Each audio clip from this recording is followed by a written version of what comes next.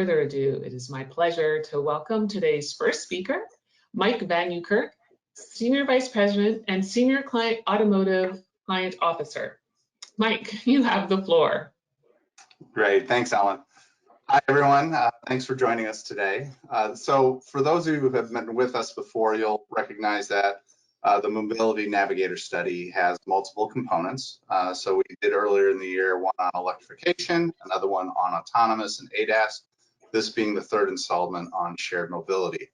But there's some interesting things this year that we've done, and my colleagues John Kaiser and Chance Parker, who are the two gentlemen who run this particular study, they're going to share with you some exciting stuff that we've done this year to kind of expand this particular module. So let's go to the next slide. I'm just going to kind of set it up real quick for you in terms of the agenda, and then I'm going to turn it over to these guys.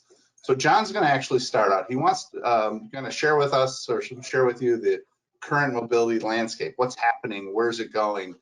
Some of the sort of movement that's showing up in today's world, and kind of looking forward down the line. And that'll lead into a discussion on what we've done with this particular year's module within the study to kind of address some of those interesting things that are happening. At that point, I'll turn it over to Chance to kind of walk you through some highlights. And when I say highlights, there's a lot of information here. It goes really deep, it goes really wide. So we're going to kind of give you a little taste of as much of it as we can, but remember, there's a lot more that can be done with this, and certainly we're open to talk through some of those details with you offline as well. All right, so with that, I'm going to turn the discussion over to John Kaiser. John, the floor is yours. Great, thanks. Thanks, Mike. Certainly appreciate it. You go on to the next slide, and ultimately, what are we seeing is what amounts to is a lot of what we would say expansion of mobility options. A lot of variety is coming, and it's coming pretty fast to the market. In particular, we see, of course, we would say ride hailing. We see the influx of electrification, as well as commercial autonomous solutions, particularly in California. I am in California, I'm in the Sacramento area, but in San Francisco, there's a few commercialized solutions you could utilize today. We're also seeing insight into new like air taxis coming up in the coming years, as well as what do you call micromobility and so forth. But a lot of things are happening. There's a lot of disruption, and that's causing what we would call as a lot of change. And that change is needed for us to, I guess you could say, capture what is transpiring. And so with this shift, with all of these increased mobility options, we want to make sure that we address it and be able to capture what's happening. So this year, we have expanded the different transportation options, mobility options of what people would be utilizing. And you could see across the personal options, the for-hire options, as well as even the micromobility for hire options, and inclusive of even with subways and buses and so forth. There is a lot of things out there that encapsulates what's transportation and a lot of choices for consumers. So it's just trying to understand it, what's driving their choices, and those are some of the things we have available in our module this time. So if you go on to the next slide, what we would say is, with all this growth in the space, and specifically with the mobility as a service, we are experiencing as well is some what we call turbulence. There's going to be new providers coming out. They're going to try new things. We've seen some recent news with Apple making some adjustments of what they are looking to do while they are interested in getting into the autonomous space and offering services. They are kind of putting a pause on some things. We are seeing expansion of different car sharing applications in the US as well as abroad.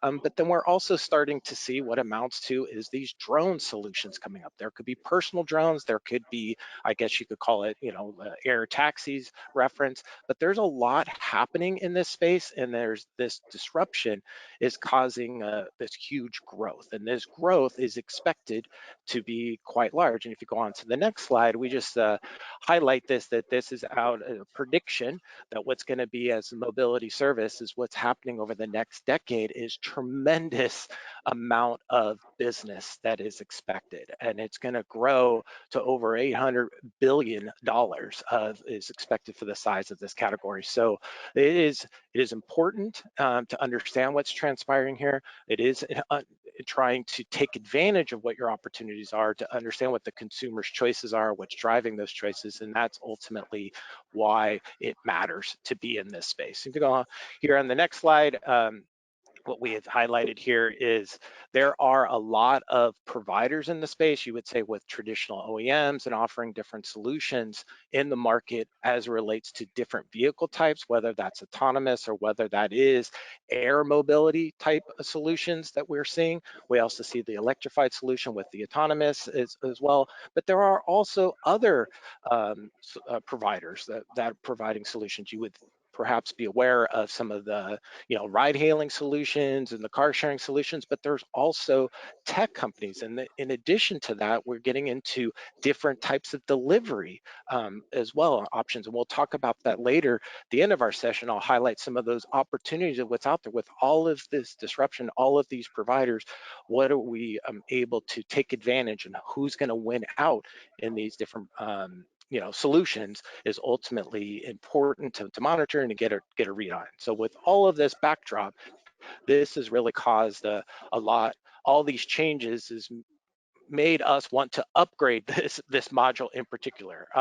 And so what we've observed in years past, when we look at an overview of a country, we want to not just look at the overview of the country, we want to do a bit of a deep dive. So this year, we have a deep dive capability in 4 key cities in the US with New York, Chicago, LA, and San Francisco. We've also broadened our sampling more to be representative of the GP sample as well as new vehicle owners, so we can understand those distinctions. And we also boosted our sample a bit than we've done in past modules because of this importance. And we've even added for this module as France. We have also then done deeper of understanding of their choices between weekday behavior, weekend behavior, types of trips, which solutions are they taking in these types of trips, and then some overall performance ratings. There's a lot of richness that's in here. We're going to scratch the surface, but this is causing us to really want to rethink what we're doing for next year in 2023 and then expand this, so it's not just perhaps one time we're doing this, but perhaps multiple, because we are seeing a great demand for this data, understanding this, so we can, as companies are investing, to understand their priorities of what they should be focused on and what they could take advantage of what's happening in the market. So there's a lot of exciting data here. We're gonna, like I say, scratch the surface. So with that, I'll transfer it over to Chance, and he could go through some of those key highlights, and then I'll wrap it back up when we come towards the end. So with that, I'll hand it over to Chance. So thank you, Chance. Thanks, John. Just again, to level set a bit, this is the last of 3 modules of the Navigator study, as Mike mentioned. We started off in the spring by looking at what's going on in the world of electrification and automotive. This summer, we touched on autonomous driving and other advanced technologies that are taking place in the automotive industry. And then, as John mentioned, we're going to do a bit of a deeper dive into the issues of shared mobility and mobility as a service today. This one is a little bit less sort of automotive industry focused, as you might guess, because the topic itself is broader. So, what are we talking about when we talk to these people? The shared mobility module is all about what do people think of these various mobility options? What are their attitudes toward them? Are they even aware of them? Do they have any interest in using them in the future? We are really excited, as John mentioned, about some of the additional data about the trip types they take. Are their patterns of use different for a commute versus a leisure trip? Again, we're identifying and focusing on what the benefits to and the barriers from adoption are.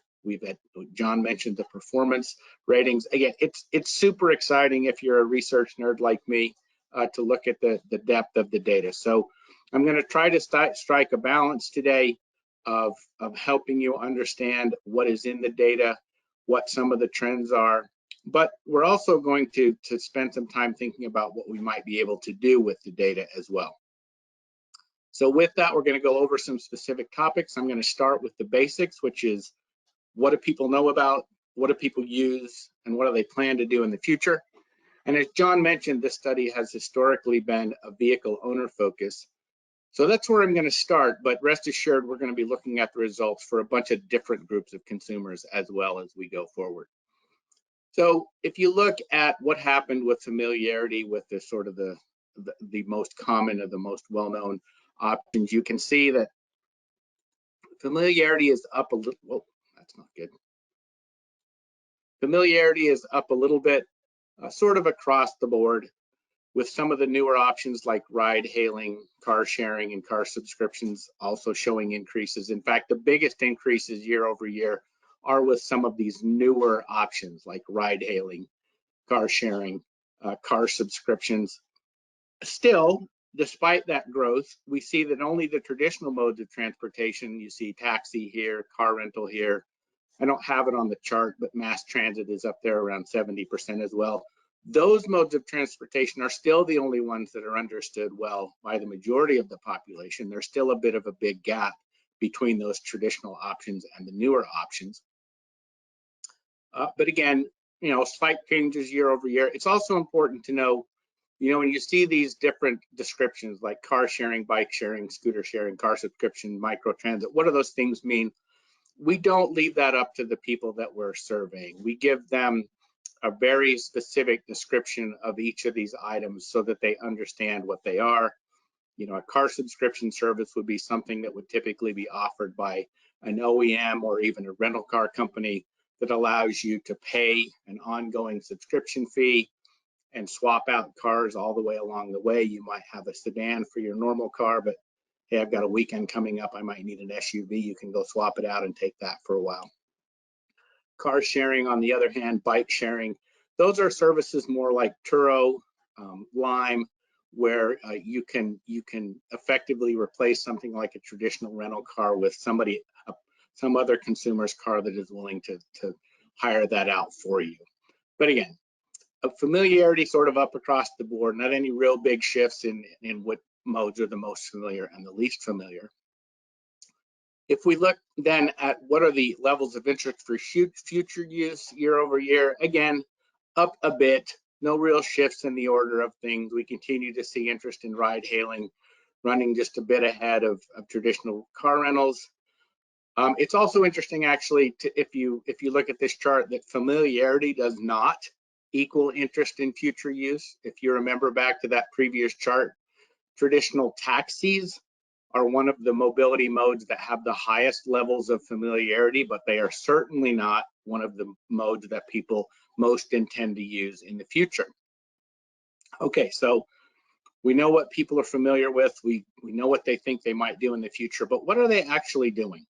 And we actually ask about usage in a couple of different ways. But sort of the benchmark question that we look at every year is the answer to the question, what transportation modes have you used in the last year? And here are the results that we see for 2022. You can see that we remain a car culture. In the US, virtually everybody has used a personal vehicle over the past year. But we also continue to see ride hailing making significant strides in the market. You can see that even though it's well below personal vehicles, it's above virtually every other source or option for mobility. We see it above taxis, we see it above car rentals. We also see that sort of the mass transit options like subways, local bus services, they're sort of struggling to get back to pre-COVID usage rates, if you will. This is just a little bit of supporting data from the American Public Transportation Association. You can see here they've tracked mass public transit ridership starting in January of 2020 through July of last year. And again, there was this huge decline in users because of the pandemic, and they're just struggling to get back to the levels that they saw pre-pandemic. Who knows if they ever will, especially as services like ride hailing, car sharing, and the like continue to grow. So with that sort of as the backdrop of what's happening, sort of 30,000 foot level, let's shift our focus to some different comparisons of different owner groups. So we started with vehicle owners, the traditional focus of the study. What does the world look like for people that don't own a vehicle? I mean, in theory, people that don't own a vehicle, they should be good candidates to use some of these other mobility options. So we're going to look at them for a second. This is just a quick snapshot of how vehicle owners and non-vehicle owners look from a profiling standpoint, just some basic data. In some ways, they're very similar. The age is not that different. You know, the gender split is not that different. Where they live isn't terribly different. Non-vehicle owners tend to live a little bit more in urban areas than vehicle owners do, but where they're wildly different is in their levels of income and correspondingly what percent of them own their own home. So they are very different as far as what they're able to afford. So when we look at the types of transportation that they've used in the past year, here we have the dark blue bar indicating vehicle owners and the sort of teal bar showing you the data for non-owners. Not surprisingly, we see non-owners much more likely to use some of the less expensive forms of transportation, such as public transportation like, you know, subways and local city bus. For the most part, 4 transportation options sort of tell the story for the non-vehicle owners. They avail themselves to ride hailing, they use traditional taxis, and again, they use public transportation, subways, local trains, and things like that. They don't use car rentals very often. They don't use car sharing very often. So again, big differences in those 2 groups. If we look at future interest for these 2 groups, again, it doesn't look that much different. We see that non-owners are more interested in things like local bus services, ride hailing, and subway systems. We also see that there is some indication that they might hope to acquire a personal vehicle in the future, because that is actually the mode that they're most interested in, just above local and city bus. So, okay, so if that's what the world looks like if we put on our vehicle owner or our non-vehicle owner glasses, what about the general population versus vehicle owners? John mentioned that we have added more of a general population focus this year. Well, what do we see when we look at those folks? So let's start again with the basics. Let's start with familiarity. This is vehicle owners versus the general population. In general, vehicle owners tend to be a little bit more familiar with pretty much every mobility option. They're just a little bit more mobility aware, I guess. But the patterns are very similar. You know, the level, there's not a big difference between the vehicle owner data and the general population data. Similarly, if we look at their sort of future interest in mobility options going forward, very similar. And that actually is for a very good reason, and I mentioned it earlier. And that's because the US is a car culture, and the vast majority of our population own a vehicle. So the overlap between the vehicle owner base and the base of just the general population is very large. So their results are going to look similar. It's very different in other parts of the world. In fact, even though this is a webinar in the US focused on the US, John mentioned that the study includes data from other countries. And I personally think one of the most fascinating things to do is to look at the differences across countries. And when you do this, you'll see places like Brazil and Japan where vehicle owners don't make up a majority of the general population. So if you're not able to tease out what the non-vehicle owners or the general population has to say about these issues, and you just focus on vehicle owners, you're missing at least half the story, if not more. So let's make a shift again. Let's not look at the data based on vehicle owners, but instead, let's look at what we see when we look at the other kinds of mobility options that people use.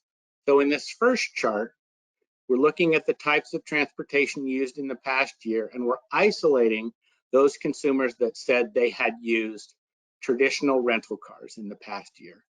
So you can see that, yes, they're very likely to also use a personal vehicle, but they're also very likely to use ride hailing, traditional taxis, subways and local trains, things like that.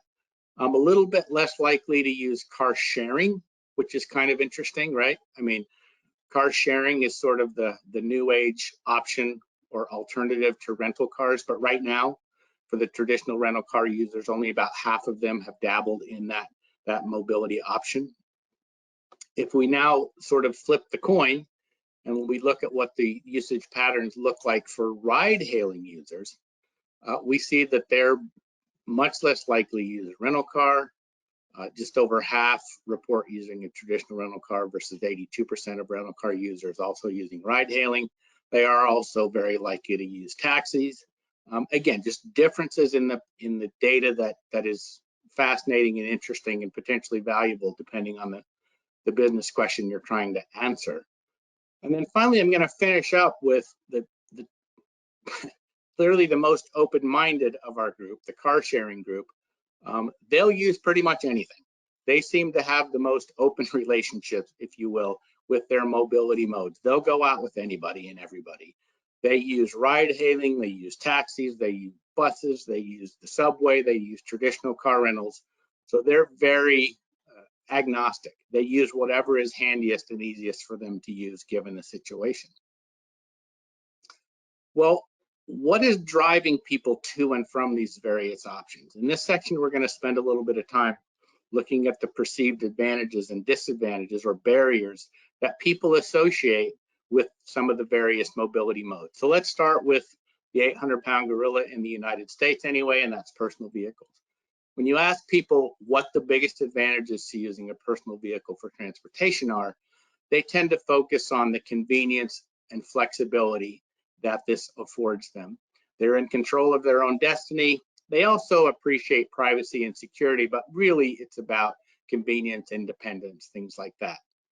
On the flip side, when we ask people, well, what would be a problem for you or a concern or a barrier for you in using a personal vehicle, it's really all about the money, right? It's really about concerns about the cost of owning and operating and insuring a vehicle. Yeah, there are concerns about traffic congestion and reliability, but you can see really how dominant the cost concerns are. Well, let's look at something like ride hailing. So this is completely different, obviously, completely different option and completely different set of perceived advantages. People appreciate that they don't have to drive. They might even not be able to drive. You see that bottom one, it's available even if I'm unfit or unable to drive. Those are part of the attractions, but they also really appreciate the ease of the process, right? It's easy to order, it's easy to pay, I can schedule it, I know the price in advance. Those are all things that are perceived advantages of ride hailing. When you look at the disadvantages though, you see personal security and cost really at the top of the list. They also mention concerns about availability. Maybe it's not available when and where I need it. People have a little bit of confusion and concern about variable or surge pricing. But again, security and cost are really the two driving barriers for ride hailing adoption. Well, what about people that use a more traditional sort of option like the subway or the local train? Well, obviously people appreciate the fact that this offers them a respite from driving and the ability to be productive in other ways. They don't have to deal with traffic, they don't have to drive, they don't even need to own a vehicle, they can do other things. It's also, it's a great option obviously for people that don't have access to a vehicle. Conversely though, if you look at the barriers, somewhat similar to what we saw with ride hailing, people are concerned about their personal safety and they're concerned about cleanliness, also concerned about, obviously, you can only go on a subway where the tracks go. So if those tracks don't go to your destination, that's a problem. What's interesting here, and tying back to my previous point about being able to look at results across countries, is those top two concerns, safety and cleanliness, those are really US-centric concerns. If we look at this across all the countries that we measured, the percentages are much lower. And if we look at individual countries like Japan, Germany, Brazil, those concerns are almost non-existent. So that again is just an interesting and I think fascinating look at how these results and how the challenges vary from country to country. So let's transition again to some other ways that we can look at the data. Another thing that we do with the data commonly is we try to understand who these people are, not just what do they know, what do they do, what are their attitudes towards specific modes, but who are they, right? So this is sort of a look at a ride-hailing user versus someone who chooses not to use ride-hailing. So the people that you might need to conquest if you're trying to grow ride-hailing business. So you can see that the users tend to be a bit younger. They more likely to have children, more likely to live in a major metro area, a little bit more affluent, not too much more. Have some big attitudinal differences, right? The users hate looking for parking. The users have no preference for brands. They don't want to wait, although neither group really wants to wait. If we look at the same thing for people that use rental car users, this again, the users, sorry, they are a bit younger, more children, again, very similar. But again, this is just an example of how we can mine the data for value that's important. I'm going to shift gears again. One of the things that John mentioned earlier was our expansion of the sample to cover more metro markets. So we started to look at the data across these different cities, and here we're looking at familiarity with modes of transportation with the general population results in blue and New York City consumers in teal. So in general, New Yorkers are much more familiar with all the modes, but the gap is really big when it comes to the less traditional mobility options such as ride hailing, subscriptions, microtransit services, things like that. They're much more familiar than the general population with those items. But we also find that not all metro consumers are the same. This is that same chart now comparing what we just saw for consumers in New York versus San Francisco. Now, look, the differences aren't great big here, but I do think it's interesting that consumers in San Francisco are generally not quite as familiar with some of these new options like ride hailing, car sharing, car subscription services, even though they're right next door to Silicon Valley, where some of these business models got their start in the first place. We also can see that things vary tremendously when we look at other cities. So this is now two completely new cities. This is Los Angeles versus Chicago. Consumers in Los Angeles remain more of a car-centric culture compared to people in Chicago, while consumers in Chicago tend to have a much higher level of interest in things like mass transit and ride hailing.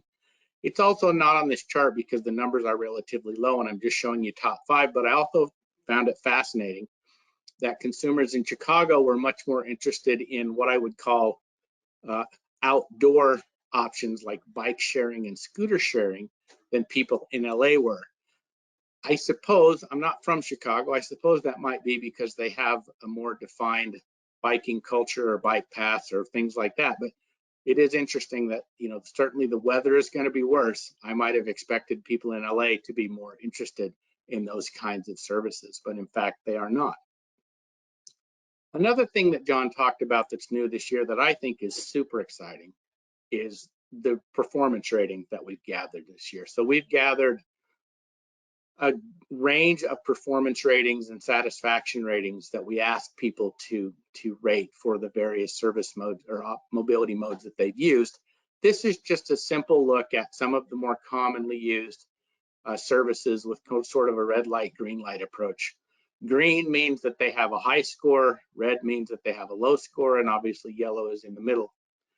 So just look at some of the stark differences. We see two modes, rental car and car sharing, that are both at the top of the list because they tend to do very well, although they're very different, right? Rental car is a very traditional old school approach.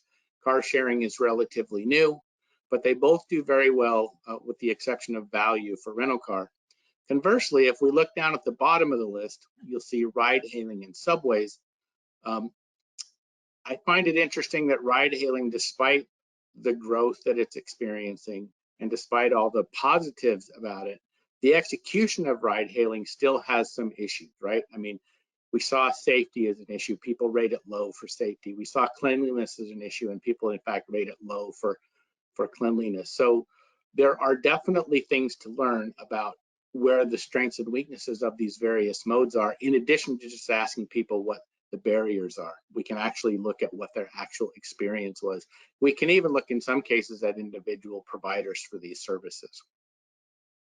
And again, it's just fascinating to think about the different ways we can cut the data to answer various business questions, because I hope you understand now that the breadth and depth of the data that Mike talked about is not just an empty promise. think about this performance rating comparison I just showed you for the general population. We can look at that by different countries, different cities, different regions. We can look at it for different types of trips. You know, what do people say and how do they rate these services when they're using them for commuting versus when they're using them perhaps for a leisure trip or when they're just using them to run errands. We've talked at length about our ability to look across different vehicle segments, or I'm sorry, consumer segments. So we could look at, you know, users of certain types of mode. We could look at different psychographic or demographic groups. It's just fascinating. And obviously it goes well beyond those ratings questions. All of the charts that I've shown you, whether it's familiarity or interest or usage, we can do the same thing. We can look across countries. We can look across types of trips. We can look across different consumer segments. And again, for a research nerd like me, the options are endless. Obviously, there's no way in a 1 hour webinar or whatever time we have together that we could go through all of it. But I just hope I'm able to convey a bit of the excitement that we feel about the data in this study, in addition to some of the interesting findings that we've shared with you today. So with that, I'm going to transition it back to John, who is going to talk a little bit about some of the more future forward and future looking items that the study includes. John. Great.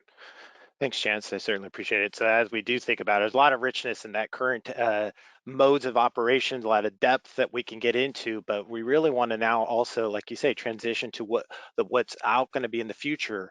What's the expectations? What is the interest level? So if we've gone to the next slide, we did frame this in about considering future mobility services and ultimately saying, you know, what amongst a long list of potential providers, it could be of OEMs, tech providers, ride-hailing providers. We've done this globally as well as, of course, in the US, and we provided this long laundry list to say, who do we think will be moving forward of these mobility solutions, which providers in the array of different services that could be offered in the future. And if you go on to the next slide, we've gotten some very interesting findings or focus here on the US. We looked at vehicle owners versus the general population. And all in all, we would say the trends are on par from year over year for US vehicle owners, about the same, with just a few worthy highlights. I mean, we are seeing Tesla is moved up relatively in its ranking. Last year, you know, was 6th last year. Now it's 2nd. And then what's interesting about that is you could say is what are they doing about mobility service? They do get credit, of course, for their tech advancements, a lot of things happening. Of course, we see a lot of buzz with Elon Musk and all the things he's done. Certainly he's given some credit for that. And I think that that's spilling over to the general population. They think Tesla, they think Elon Musk, and hence give them credit. But there's a lot of tech providers here, right? It's not necessarily of the OEMs who are expected to be moving forward, such as Amazon, you think Uber, Lyft, Google even, but we do see Ford as a traditional OEM there being amongst the leaders, right? But nevertheless, it is fairly interesting to see this activity, see this expectation of consumers on what they would think as the providers of the future services. So as we think about that, go on to the next slide, we pose some additional questions about familiarity of potential new offerings that could be coming in the future, such as the self-driving, full autonomous taxis, or even what I call buses, right? A 10-seater autonomous taxi. And what is their familiarity with something like this? We're comparing that also to a city like San Francisco, just to show you the deltas. And what we're seeing is the overall familiarity with this is relatively light in total, but in cities it tends to be a bit higher as it relates to these activities. And of course, we would say with the self-driving, you know, taxi with the, you know, the solution and Cruise there being in San Francisco and others with Waymo offering solutions, seeing them on the roads, they're going to see a little bit more familiarity in cities. But we also see this idea of what amounts to is like a bullet train or ultra high speed public transportation is more aware in the city because they've talked about that between San Francisco and LA. I know the funding has been delayed a lot, but there is some familiarity with it. We also seen this idea of a drone taxi or an air taxi, right? Speak of that. You know, the modular transportation system is something also that Elon Musk has been involved in, this idea of having some familiarity with the Hyperloop and being aware of that as a way to transfer around. Anyway, we do see familiarity with these things. We do see opportunity as well, because if we go on to the next slide, what's further interesting, so while the familiarity may not be as high, we do see the consideration is there. There is a desire to consider these alternative modes of transportation in the future and in cities, right? We're spotlighting San Francisco, but this is going to vary on other cities as you dig into the data. Once you have the full data set, you're able to do that to get a sense of what that opportunity is. But we do see as a real consideration, the highest consideration is that ultra high speed public transportation. Having that would certainly be beneficial for people. So at any rate, we do see a lot of, like I say, interest level, something like this as it relates to a variety of new services that you could be getting. It does create yet a different problem. And if we go on to the next slide, another future thing that we've talked about is this idea of a combined mobility app.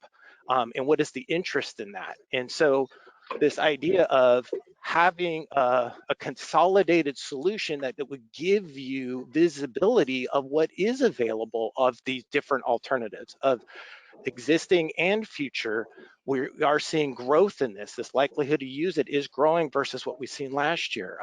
And then we are seeing there is an interest in vehicle owners at a higher rate, but specifically we see it's even higher within the major cities. And that's something that is interesting, is making sure you're offering a solution and taking advantage of offering a solution of these variety of mobility options in one place to enable you to have convenience and quick access to what is available, what could you be doing. But then we also posed a question of what things would they desire to be in this combined mobility app. And this is where we see transportation elements like you would expect, but we also see food delivery, see package delivery, payment options, information, traffic info, having ability to get reservations. So providing a comprehensive, convenient solution that combines these different solutions is definitely, there's an interest level and there's definitely opportunity there and of potential companies to invest to be able to do something like this. We also ask questions about which brand you expect to do it. And so there's a lot of richness there, but nevertheless, we're just highlighting some of the things that is possible. But with that, why don't we get into some of the key conclusions and recommendations, what we're seeing with this data. So ultimately, we're seeing, mobility as a service is growing. It is a huge business in the next decade, and expect, a little bit of turbulence as it relates to providers. But we also would say that U.S. remains a key car culture, right? I mean, recognizing that there's a time and a place for these different mobility options and at different occasions on when you would utilize it, but nevertheless, that still remains. We also do see that the youth is also very much interested in these new alternatives because they may not have access to the ability to get a vehicle, may not afford it. So they're leveraging some of these other solutions, as you would expect. And you go on to the next point, chances that consumers are getting more comfortable, as we saw with ride hailing in 2022. That's definitely coming back as being utilized at a very high rate in this last year, whereas we're seeing the usage rates of some of the others isn't as strong as we've seen in the past, and such as mass transit isn't catching up. That was something that Chance alluded to. It's not to the levels of pre-pandemic levels, and we would argue it may not be as a result of I guess I would say COVID and a cleanliness of getting, worry about the virus, but it might just be a lack of need. Maybe they're not even commuting as much, hence therefore not utilizing. So it may never come back, as an example, based off what we're observing. Go on to the next point, this idea of what we'd say the advantages and disadvantages of the different transportation modes. We are seeing similar things year over year on this. We're not seeing necessarily any I guess you could say, repeat of COVID issues that's limiting them. And it's just more your typical items that are driving of interest or lack of interest in each of the key modes of transportation. Go on to the next point. We would say also what was highlighted, which new this year, the performance ratings of the different modes of transportation. So while ride hailing had increased in usage in the last year, we would say there's areas of opportunity to improve, right? So if it was rated relatively poorly on safety and cleanliness and value, there's opportunity for these other modes of transportation to take advantage of that, right? And say, okay, rental cars or even taxis are getting slightly higher scores. So it's a matter of, taking advantage of whatever your tech solution is, recognizing this data, see where your opportunities are, and take advantage. Even like car sharing. I know I've been a user of Turo in the past year multiple times, and that was a very good experience to be able to do that. And having these alternative choices, and especially if things aren't performing as well as you would like, then these alternatives become good choices for you, and you can obviously utilize it depending upon the occasion. And go on to the next point. We would say, of course, the growth of mobility services is real. We are seeing future opportunity, like we just highlighted, of the familiarity and consideration of these alternative new solutions. We're even going to add further complexity to the market with all of the choices that are out there. So having some type of a convenient combined mobility app that will help simplify this, particularly for large cities, would certainly be beneficial, just to show the visibility and availability of these options. So it is definitely a lot of richness. And go on to the last point that we'd raise, is that there's just a lot of results that you can get into. We would say, scratch the surface. It is, getting full access to this data set is definitely beneficial. We're seeing a lot of demand for this across our variety of clients, and we just encourage you to follow up with us, and would certainly be glad to help and let you know what it would take to do. And this gets back to what we would say about our module. Again, the much richness that we have, the deeper dive into the larger cities. We've highlighted what's here in the US that we've done. We did get the increased sample of the general population to be broader. We also have increased the overall sample size too. In addition to our countries, we do have, I don't know if I did mention it earlier, but for those who are unfamiliar, we have Japan, we have China, we have Germany, Brazil, and then of course US, and then we've added France for this last module based off some interest we've gotten, further interest that we've gotten in Europe. And the topics that we talked, we didn't get a chance to get through all of these, but there is a lot there that you could dig into and understand of the choices and the deltas, and certainly even the profile of the people on that is definitely advantageous. So with that, I know we're kind of coming at the end of time here. I'm not sure, Mike, if you've seen any questions that popped up on what we've gone through. Yeah, John, there were a couple of questions. Maybe we have time for one, because there is something more we want to share after the questions. John, also, maybe try refreshing your camera, because it seems to have frozen on our end. So if you turn off and on, maybe it'll... You don't like to look at a frozen camera or a frozen image of myself? We still could hear your voice and your enthusiasm, but we had you stuck in time, at least visually. Okay. Anyway, so let's ask one quick question. I think it's interesting, just because this study was expanded. So you had mentioned just now countries that were included, and certainly this person was intrigued a bit by some of the differences that were noted by Chance's section in the cities. Surprisingly, certain cities had stronger interests and familiarity than others. The question was, well, how many cities are there, both in the US and then abroad? And what if a city you're interested in isn't in here? Then what? Yeah, Chance, sure. You can answer that. I'll jump in and take that. So, we called out the 4 cities that we have in the US. I think we have, over the 6 countries, 22 either metro areas or regions that we can cut the data by. We've got Sao Paulo and Rio in Brazil. We've got Paris and several regions in France. We've got Berlin and the Rhine-Ruhr region in Germany. In China, we've actually got the city tiers, so tier 1, tier 2, tier 3 cities isolated.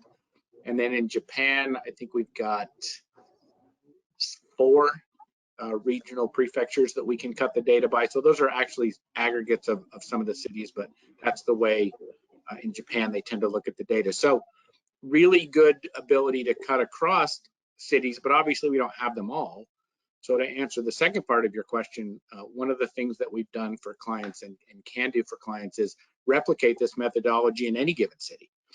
And then you get not only the results for the city that you've selected that's important to you, but we provide the syndicated results as a backdrop so that you can see how your city compares to, you know, the benchmark cities in whatever country you're concerned with. Very good. Thanks. Appreciate that, Chance. I know we're close to time. We have a little bit more we want to share with you. So I think I'll actually ask Chance to go to the next slide. And John, if you don't mind jumping in. Yeah, sure. So I know just based off of all of the enhancements we've done in our program for the shared mobility, that's caused us to be upgrading, if you will, of what we're looking forward to do in 2023. And so specifically with the Navigator, focusing on, we have seen very much a lot of interest on both of the other two key topics of electrification and autonomous plus ADAS. We're looking to do perhaps another focused topic on that, but primarily doing at least these 2 core ways for our Navigator for next year, and even offering further opportunity to add countries or even cities, if you like, as relates to those topics. And then further having a dedicated solution related to our shared mobility as a service, and referencing it as our mobility tracker, and doing another flight of this so we could see how this is changing over time and understand as new services become available, how those things are being utilized. So a lot of exciting things happening going into 2023. We're very much encouraged to be able to see what these additional learnings will bring us, and being able to share those insights with our clients. So but nevertheless, like I say, thank you for participating in our session today. We certainly do appreciate it. And of course, if you have any questions, please don't hesitate to reach out to any one of us. We'd be gladly wanting to follow up with you, answer the questions, and or address any things that you may desire to do. So with that, I would say thank you very much. So I don't know if Mike or Chance want to say anything further. Just want to say thanks everyone for joining us throughout the year, and hope you have a happy holidays. And we look forward to re-engaging with you on the 2023 version of both Mobility Navigator and this new mobility tracker. So that's it from me. All right. Very good. Thank you very much. Bye all.